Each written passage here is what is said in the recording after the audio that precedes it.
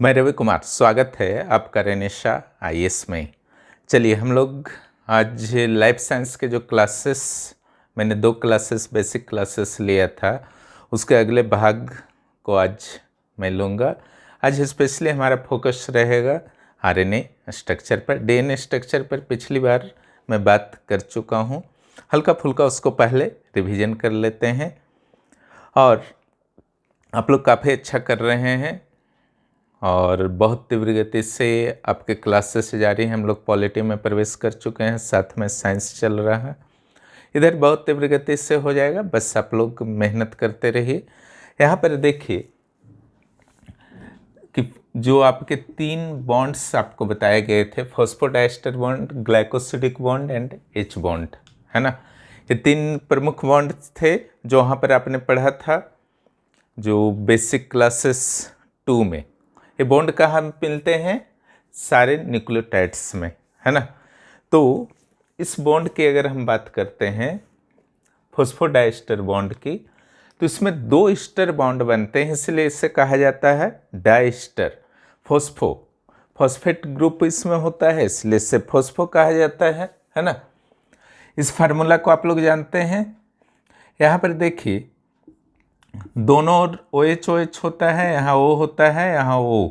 Dash लगाना मत भूलिएगा, क्योंकि इसका जो H होता है वो अपने प्रोटॉन के साथ बाहर हो जाता है, जिसके कारण O ऑक्सीजन, वो मीन्स ऑक्सीजन जो होता है नेगेटिव होता है, नेगेटिव एलिमेंट माना जाता है इसको, -2, है ना।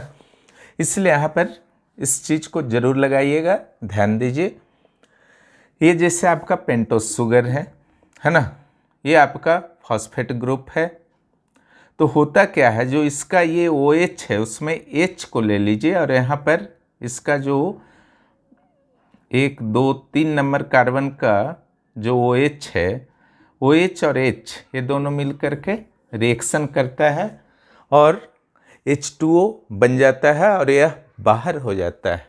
इसलिए इसको कहा जाता है डिहाइड्रेशन रिएक्शन, है ना, क्योंकि वाटर बाहर होता है। जहाँ भी वाटर बाहर होता है केमिस्ट्री में डिहाइड्रेशन रिएक्शन की संज्ञा दी जाती है। क्लियर?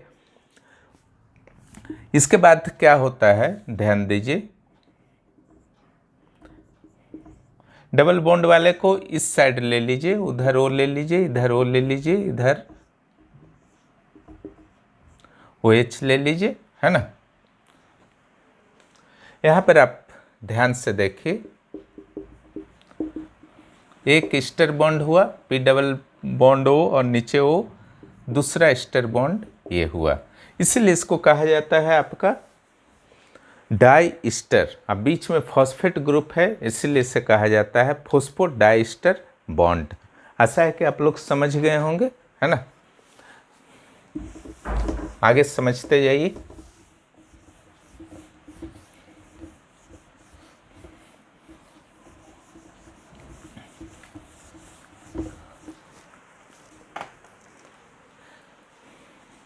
पेंटोस शुगर जो है आपका PNP मैंने बताया था ना,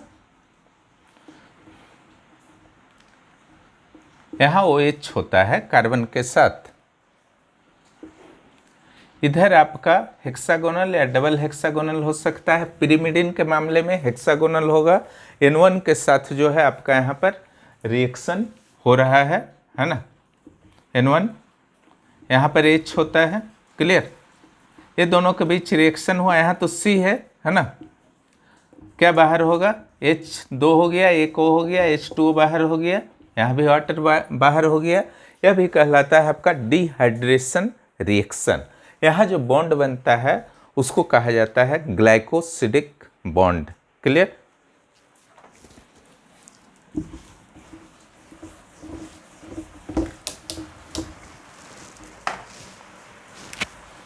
यहाँ पर देखिए पेंटोस शुगर। क्लियर? इधर जो आपका हो गया 5' है ना, यहाँ पर जो है आपका फास्फोडाइस्टर बॉन्ड बन रहा। क्लियर?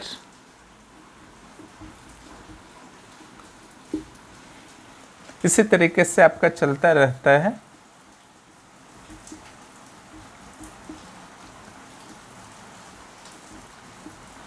ये 5 प्राइम है, 3 प्राइम है, तो बॉन्डिंग जो हो रहा है 5 प्राइम से 3 प्राइम की ओर हो रहा है। जब आरएनए रहता है तो सिंगल स्ट्रैंड ही होता है, लेकिन डीएनए जब रहता है तो सिंगल स्ट्रैंड नहीं होता है, डबल स्ट्रैंड हो जाता है।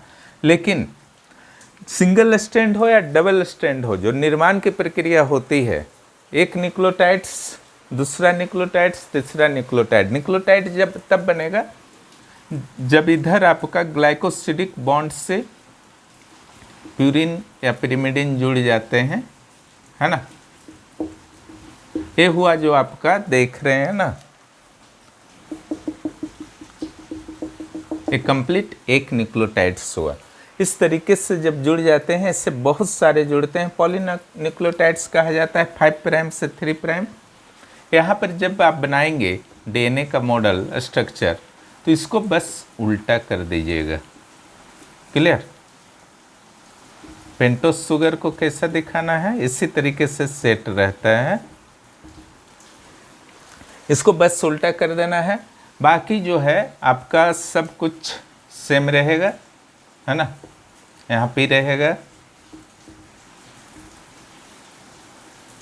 यहाँ पर जो है आपका जुड़ा हुआ रहेगा। डबल या सिंगल कुछ भी जुड़ा रह सकता है, डबल हेक्सागोनल, सिंगल हेक्सागोनल कुछ भी जुड़ा रह सकता है ना। इन दोनों के बीच जो है आपका H बॉन्ड बनता है ना। इसका जो नाइट्रोजन बेस है और इसका जो नाइट्रोजन बेस है, इसका नाइट्रोजन बेस, इसका, इन लोगों के बीच क्या चीज़ बनता है, H बॉन्ड बनता है। क्लियर? तो इस तरीके से जो है आपका डीएनए का स्ट्रक्चर बन जाता है। यहाँ पर 3 प्राइम था तो यहाँ पर 5 प्राइम, और यहाँ पर क्या होगा 3 प्राइम। न्यूक्लियोटाइड नए न्यूक्लियोटाइड इस तरीके से जुड़ते हैं 5 प्राइम से 3 प्राइम की ओर। ये वाला 5 प्राइम है ना, इस ओर जो है जुड़ते जाते हैं 5 प्राइम टू 3 प्राइम एंड। एक आपने देखा कि 5 प्राइम से 3 प्राइम, दोनों 5 प्राइम से 3 प्राइम ही जुड़ रहा है ना, दोनों 5 प्राइम से 3 प्राइम ही जुड़ रहा है, लेकिन दिशा क्या है, विपरीत हो जाता है। क्यों हो जाता है? क्योंकि पेंटोस शुगर ही उल्टा हो जाता है। प्राइम का सिस्टम नियम नहीं बदला, पेंटोस शुगर ही उल्टा हो गया। क्लियर? अब इसीलिए एक आपका 5 से 3 ऐसे चल रहा है, ये 5 से 3 ऐसे चल रहा है, इसीलिए इसको कहा जाता है एंटी पैरेलल। क्लियर? तीनों बॉन्ड को फिर से मैंने बता दिया, बस रिवीजन के रूप में।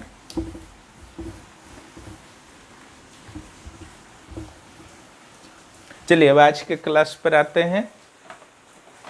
डीएनए, आरएनए, है ना।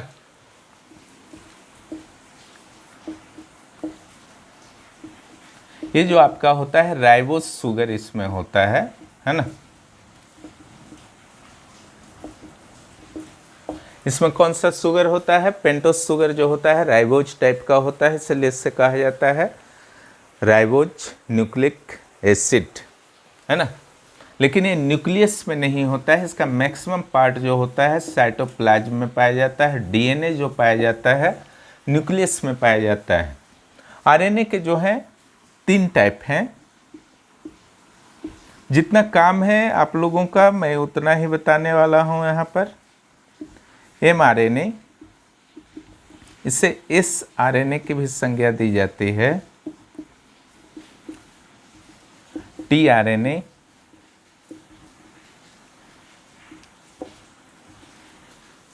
rRNA।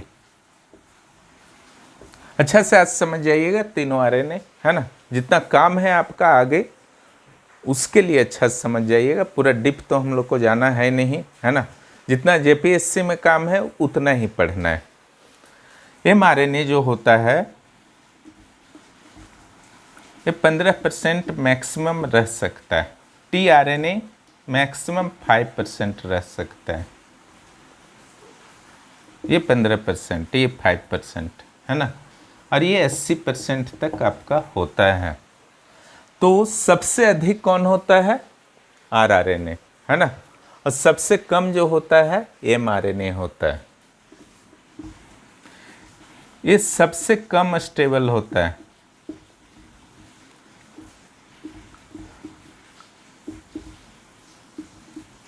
स्टेबिलिटी इसका बहुत कम होता है।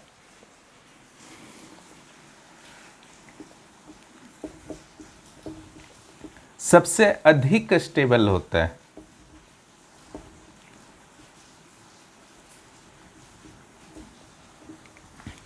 ये मिडिल में आप रख सकते हैं स्टेबिलिटी इसका, है ना। दोनों के बीच का सिचुएशन में आप इसे रख सकते हैं। क्लियर। ये जो होता है आपका सिंगल स्टैंडर्ड होता है, सिंपल स्ट्रक्चर होता है। ये सिंगल तो सारे ही होते हैं, है ना। और ये जो होता है एक्सेस कॉम्प्लेक्स, इसका स्ट्रक्चर कैसा होता है? बहुत ज़्यादा कॉम्प्लेक्स होता है। इसको मीडियम में रख लीजिए।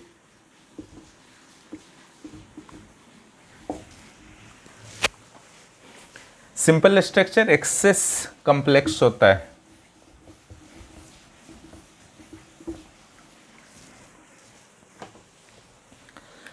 आपको जैसा कि पता है डीएनए जो होता है डबल हेलिक्स होता है ना। बीच में जो होते हैं एच बॉन्ड्स होते हैं। एच बॉन्ड्स बन जाते हैं ना। लेकिन यहाँ पर जो देखते हैं कुछ मामलों में यहाँ पर भी एच बॉन्ड बनते हैं, है ना। लेकिन जनरली माना जाता है कि यहाँ पर एच बॉन्ड नहीं बन पाता है। सिंगल स्टैंडर्ड,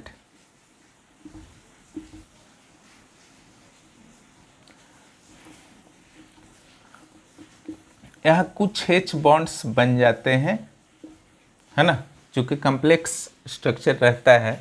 लेकिन अधिकांश मामलों में कॉम्प्लेक्स स्ट्रक्चर होने के बावजूद नाइट्रोजेनस बेसिस आमने सामने कॉम्प्लेक्स, जैसे एक आपका सूता है ना, एक थ्रेड है आपके पास, सीधा लंबा उसको टाने, क्लियर, तो क्या होगा? एमआरएनए बनेगा। लेकिन इसको जो है आप हल्का फुल्का इसको फोल्ड करना शुरू किए, क्लियर, इस टाइप से कुछ फोल्ड करना शुरू किए तो करीब करीब आएंगे ना सारे नाइट्रोजनस बेस। तो कहीं कहीं क्या होता है, एच बॉन्ड्स बन जाता है। इसीलिए टीआरएनए में एच बॉन्ड्स कहीं कहीं पाए जाते हैं। लेकिन मैक्सिमम मामले में ज़्यादा बॉन्ड्स, एच बॉन्ड्स का निर्माण होता ही नहीं है, क्योंकि कंडीशन जो है डीएनए की तरह अनुकूल यहाँ पर नहीं होता है, बैलेंस्ड नहीं होता है। इसलिए एच बॉन्ड नहीं बनता है। जहाँ जहाँ एच बॉन्ड नहीं बन पाता है ना, तो वहाँ गांठ की तरह बन जाता है, क्लियर, उसको कहा जाता है लूप। इसमें कुछ लूप्स बन जाते हैं, बहुत ज़्यादा नहीं बनता है। ये तो पूरा उलझा हुआ रहता है आरआरएनए, है ना, बहुत ही कॉम्प्लेक्स स्ट्रक्चर होता है, पूरा उलझा हुआ रहता है। इसलिए लूप्स जो है यहाँ पर हैं बहुत सारे बनते हैं, है ना, आरआरएनए में, क्योंकि पूरी तरह से स्ट्रक्चर जो इसका इस टाइप से होता है।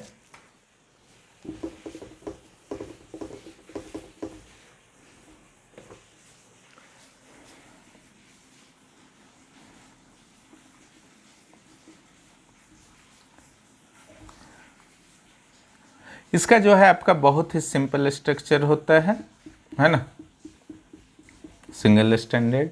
इसका टी के आकार का स्ट्रक्चर होता है ना, इसीलिए इसको टीआरएनए, ट्रांसफर आरएनए कहा जाता है।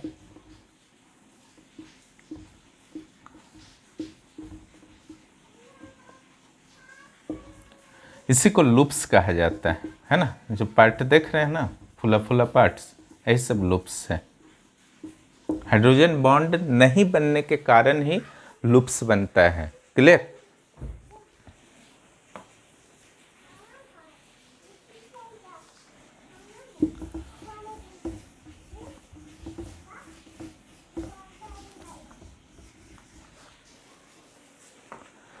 चलिए अब आगे आते हैं। mRNA, है ना। mRNA बहुत ही इंपॉर्टेंट है। एक सेल लीजिए, है ना, उसका न्यूक्लियस लीजिए। आपको मैंने बताया है कि डीएनए जो होता है न्यूक्लियस में होता है, आरएनए जो होता है रेस्ट पार्ट जो साइटोप्लाज्म होता है उसमें होता है ना। तो यहाँ पर जो आपके होते हैं डीएनए होते हैं, क्लियर। इससे कुछ विशेष प्रक्रियाएं होती हैं जो आप ट्रांसलेशन में पढ़ेंगे। कुछ खास प्रक्रियाएं होती हैं जिसके बाद, जिसे स्प्लैशिंग कहा जाता है ना, स्प्लैशिंग कहा जाता है, कैपिंग कहा जाता है।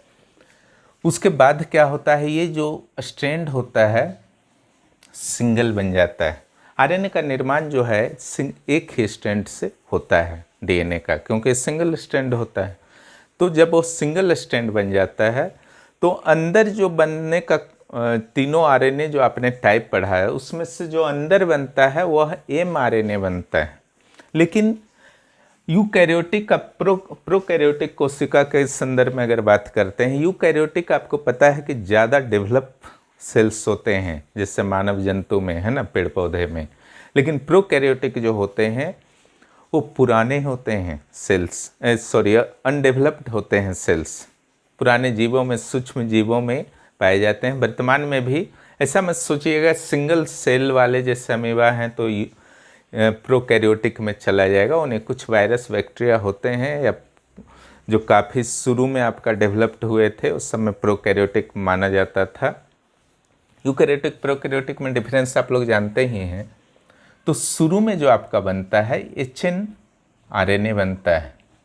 इसको मैंने बताया था कि mRNA को sRNA भी कहा जाता है। sRNA इसलिए कहा जाता है क्योंकि सोल्यूबल RNA इसका फुल फॉर्म है।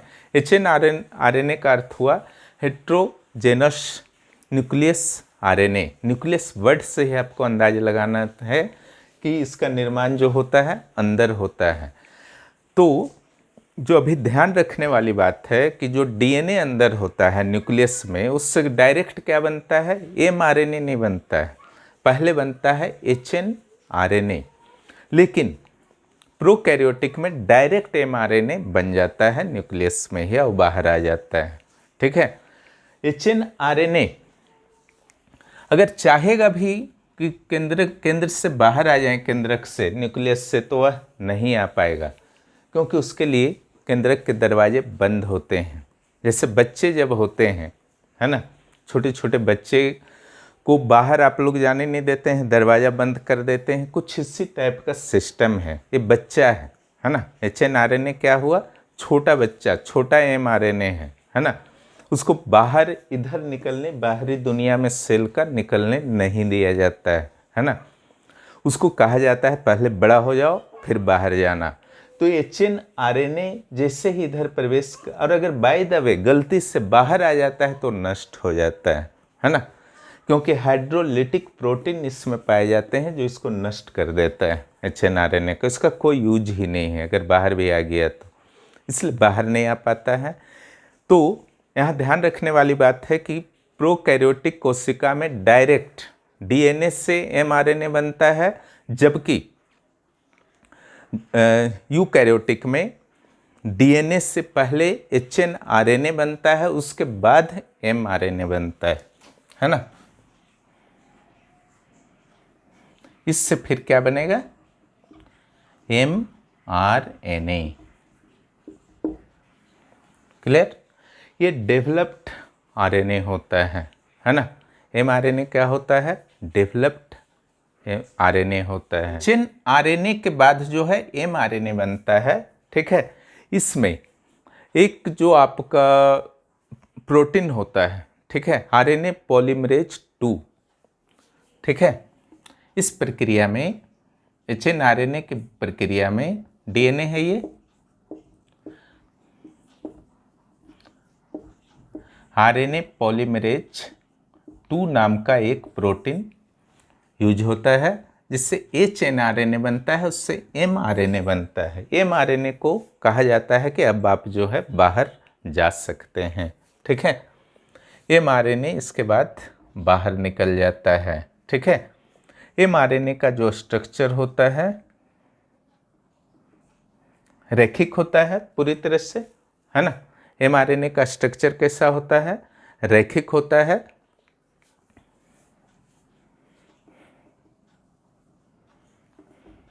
इधर एक कैपिंग होता है ना। यहाँ पर कोडोन पाया जाता है। इसका स्ट्रक्चर को समझ लीजिए। जो एक साथ 3 नाइट्रोजेनस बेस के समूह होते हैं, groups of 3 nitrogenous bases is called codon, ठीक है।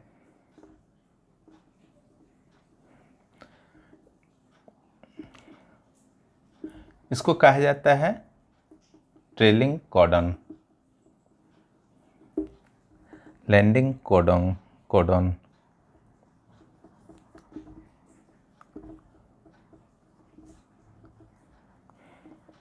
स्टार्ट कोडोन इसको कहा जाता है। इसको स्टॉप कोडोन कहा जाता है। बीच में और भी बहुत सारे होते हैं।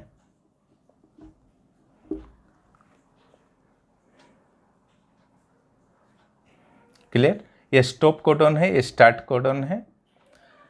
ये है आपका हुआ mRNA। यूकैरियोटिक में HNRNA, mRNA बनने के बाद RNA पॉलीमरेज 2 के हेल्प से बाहर आता है, जबकि प्रोकैरियोटिक में डायरेक्ट mRNA बनता है और बाहर आ जाता है। जैसे ही यह बाहर आता है mRNA, तो इसमें क्या क्या आपके गुण होंगे, इसके निर्माण प्रक्रिया को अगर समझ गए हैं तो आगे कोई विशेष समस्या नहीं है। ये बना कैसे था? DNA से। तो इसको कहा जाता है जेनेटिक मटेरियल के साथ आया है, अपने आप में कुछ छुपा के रखे हुए, जिसे कोड कहा जाता है ना। ये कहाँ से मिला है? इसको DNA से मिला है ना। DNA का एक तरह से समझिए प्रतिबंध है कि वो बाहर नहीं आ सकता है, ठीक है। लेकिन प्रोटीन निर्माण जो होगा DNA के सहयोग बिना तो संभव था नहीं। तो DNA समझ लीजिए अपने एक प्रतिनिधि को भेजता है ना, mRNA को भेजता है, उसका एक एजेंट की तरह सोच लीजिए, कुछ कोड दे करके भेजता है जिससे प्रोटीन का निर्माण होने वाला है ना। उसको बोलता है इन सारे कोड्स को आप ले जाओ, है ना, और क्या करना है, वहाँ पर डिकोड करना है और प्रोटीन का निर्माण करना है, अलग अलग उद्देश्य वाले प्रोटीन का निर्माण। तो mRNA को इसलिए जेनेटिक टेम्पलेट भी कहा जाता है। टेम्पलेट माने आप चबूतरा की तरह समझ सकते हैं।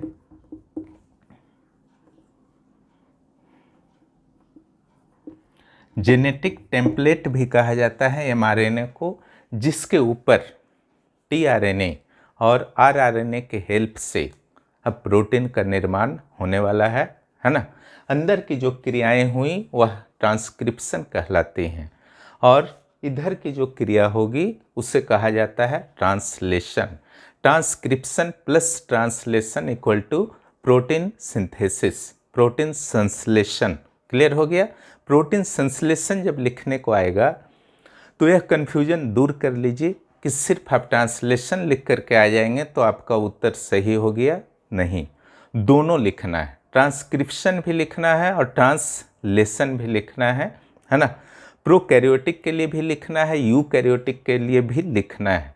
दोनों के प्रोसेस को समझाना है, जो कि आपको नोट्स में दे दिया गया है ना। अब क्या होता है आगे समझिए। यहाँ तो समझ गए हैं, मैं मिटा देता हूँ इसको। ये लैंडिंग कोडोन है, टेलिंग कोडोन है, और ये स्टॉप कोडोन है, ये स्टार्ट कोडोन है, ये मिडिल वाले कोडोन सब हैं।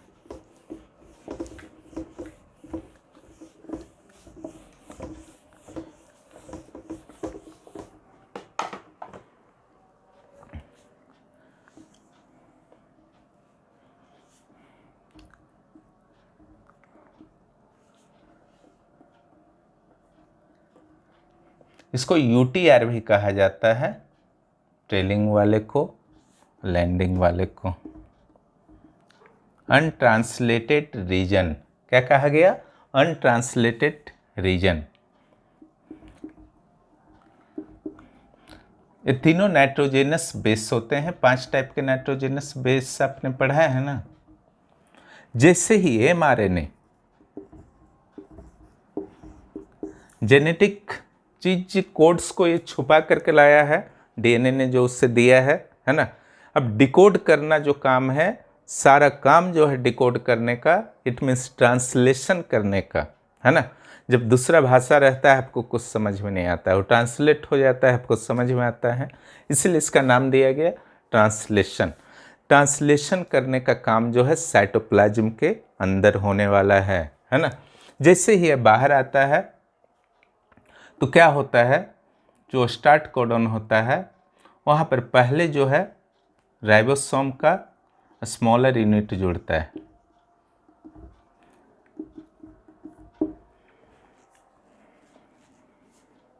उसके बाद टीआरएनए का वर्क शुरू होता है ना। यह क्या करता है, एंटीकोडन लेकर के आता है और यहाँ पर आकर के 3 साइट्स होते हैं। तो बीच वाले में इसको ई कहा जाता है, इसको पी, इसको ए। टीआरएनए जो है एंटीकोडन को लेकर के पी साइट में जुड़ जाता है सबसे पहले, है ना।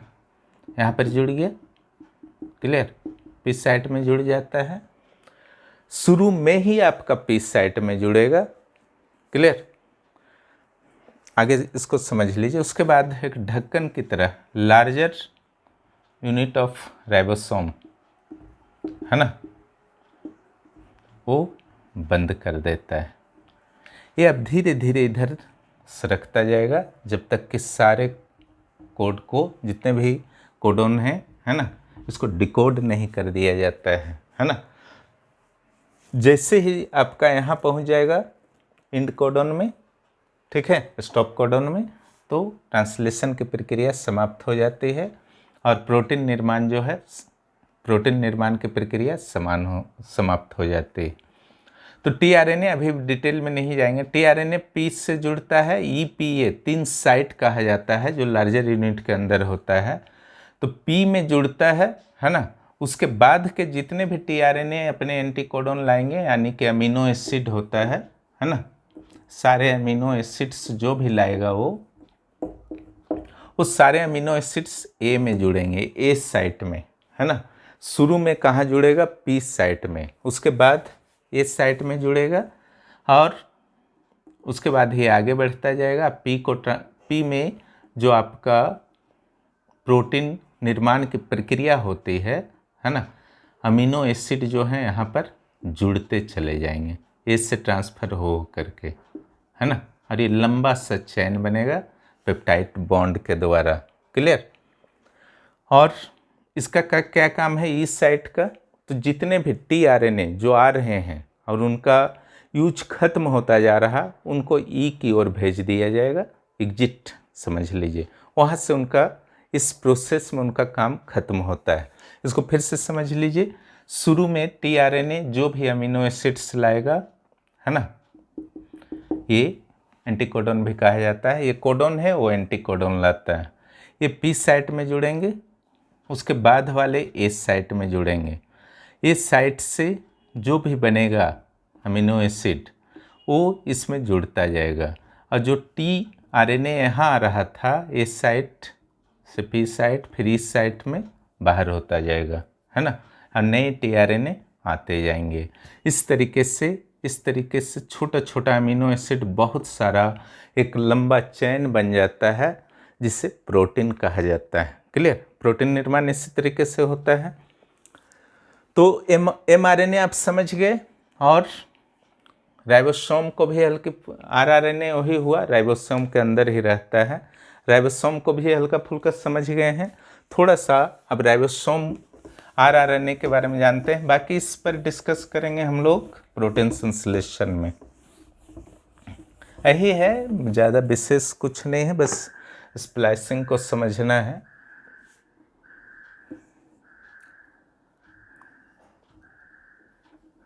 आरआरएनए ये सबसे ज़्यादा स्टेबल होता है और इसका सबसे ज़्यादा यूज होता है। यह 80% तक रहता है।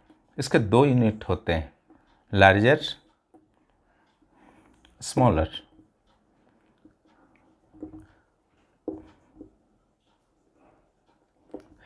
इसका निर्माण में आरएनए पॉलीमरेज 1 का योगदान होता है ना। 1 का 2 का योगदान hnRNA बनाने में होता है। ये जो होता है टीएस श्वेतवर्ग यूनिट कहा जाता है। उससे मतलब नहीं है, एस मीन्स सेटलमेंट से रिलेटेड कुछ है कणों का, वो समझिएगा, हल्का फुल्का समझा दिए हैं नोट्स में। 80s का होता है यूकैरियोटिक में, 70s का प्रोकैरियोटिक में। यहाँ पर जो आपका होता है 30s 50s है ना। यूकैरियोटिक के लिए 50s और 30s होता है। स्मॉलर और लार्जर यूनिट का श्वेतवर्ग यूनिट है ना। इसको जोड़ के काउंट मत कीजिएगा, ये दूसरा चीज़ है, उससे नहीं आएगा, है ना। तो 70s वाले में ऊपर वाला 50s रहेगा, नीचे वाला 30s रहेगा। और यूकैरियोटिक के मामले में 10-10 बढ़ा दीजिए, ऊपर 60s रहेगा, नीचे 40s रहेगा, है ना। ये काउंट नहीं करना है कि 60 40 100 हो रहा है, 80 ही क्यों है, ऐसा नहीं होता है। कुछ अलग चीज़ है, कणों का सेटलमेंट से रिलेटेड है ना, उससे मतलब नहीं है। बस याद रखना है आपको, 80s का होता है, 40s का कंप्लीट जो होता है प्रोकैरियोटिक में 80s का होता है। यहाँ 3 साइट्स होते हैं, प्रोकैरियोटिक हो या यूकैरियोटिक हो, है ना। इसको EPA कहा जाता है ना। tRNA जब अमीनो एसिड को लेकर के आएगा तो सबसे पहले यहाँ पर जुड़ेगा, है ना, फर्स्ट राउंड में। उसके बाद यहीं जुड़ेगा, यहाँ से अमीनो एसिड यहाँ चेन बनाते जाएंगे और यहाँ से होते हुए tRNA ई से एग्जिट करता जाएगा, है ना। उसका यूज ख़त्म, उसको जो है बाहर कर दिया जाएगा। अब फिर नए tRNA आते जाएंगे। क्लियर हो गया। इसका यही काम है EPA का। नीचे वाला पहले जुड़ता है mRNA के साथ, जहाँ पर जुड़ना होता है। उसके बाद tRNA अमीनो एसिड ला करके जुड़ता है, उसके बाद ऊपर से जुड़ता है। क्लियर। उसके बाद प्रक्रिया ट्रांसलेशन की शुरू हो जाती है। तो rRNA के संदर्भ में ही समझना है, राइबोसोमल RNA होता है, इसी के अंदर जो आपका होता है, राइबोसोम के अंदर ही rRNA होता है। rRNA से राइबोसोम बनता है, राइबोसोम के अंदर जो होता है आपका rRNA होता है। इसका बहुत ही महत्वपूर्ण रोल होता है। tRNA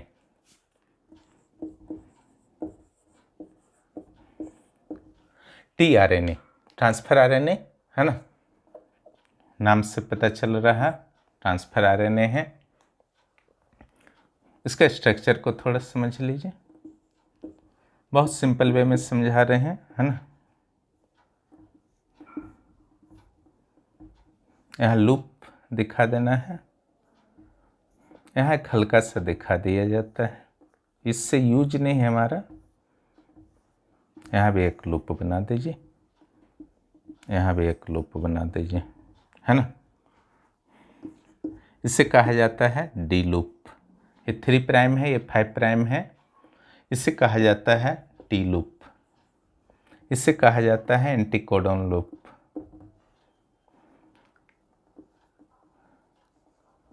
clear. देखिए यहाँ पर करीब करीब आ गए हैं 3 प्राइम 5 प्राइम, इसलिए कहीं कहीं हाइड्रोजन बॉन्ड बन जाया करता है। लेकिन एक जो छोटा सा है, इसका नाम केवल जान लीजिए, इससे काम हमारा नहीं है। वेरिएबल लूप है ना, अलग अलग टाइप का वर्क होता है। जो काम का चीज आपका है 3 प्राइम, है ना, यहीं पर एंटीकोडॉन आकर के जुड़ते हैं। ये भी 3 का ही होता है, 3 नाइट्रोजेनस बेस से ही बनता है एंटीकोडॉन। कोडॉन, ठीक है। कोडॉन में बताया गया था आपको mRNA में स्टार्ट कोडॉन, है ना, UTRA सेक्शन है, अनट्रांसलेटेड रीजन। स्टार्ट कोडॉन जो होता है ये UG होता है ना। 5 नाइट्रोजनस बेस जो आपने पढ़ा था उसमें स्टार्ट कोडन में क्या होता है, AUG। तो इसका एंटी कोडन क्या होगा, है ना, आरएनए के संदर्भ में आपको सोचना है। तो पहला टीआरएनए जो आएगा इसको कहा जाता है एंटी कोडन लूप, ठीक है। तो ए का अपोजिट में क्या होता है, ए का एंटी कोडन क्या हो सकता है, ए के साथ कौन जुड़ता है, यू जुड़ता है ना। आरएनए में, डीएनए में टी जुड़ता है, डीएनए में टी जुड़ता है, लेकिन आरएनए में क्या जुड़ता है, यू जुड़ता है। उसी तरीके से यू के अगेंस्ट में क्या जुड़ेगा, ए, और जी के अगेंस्ट में सी, डीएनए हो चाहे आरएनए हो। तो इसका स्टार्ट कोडन में एकदम फिक्स है, AUG ही होता है। तो इसका जब फिक्स है तो टीआरएनए का भी एंटी कोडन फिक्स है। ए के अगेंस्ट में यू, है ना, यू के अगेंस्ट में ए और जी के अगेंस्ट में सी। तो यहाँ पर पहला जो आएगा UAC आएगा, उसके बाद अलग अलग टाइप से आते रहते हैं। जो भी यहाँ रहेगा उसका जस्ट ऑपोजिट जो कॉम्बिनेशन होता है उसके अनुसार आता जाएगा। तो एंटी कोडन को लाता है डी लूप, इसका काम है अमीनो एसिड, ये 5 प्राइम की ओर होता है। अमीनो एसिड को चुन चुन करके लाना, पूरे साइटोप्लाज्म से अमीनो एसिड को चुन चुन करके लाना, है ना। कहाँ पर जोड़ता है ला करके, 3 प्राइम में, है ना, टी लूप।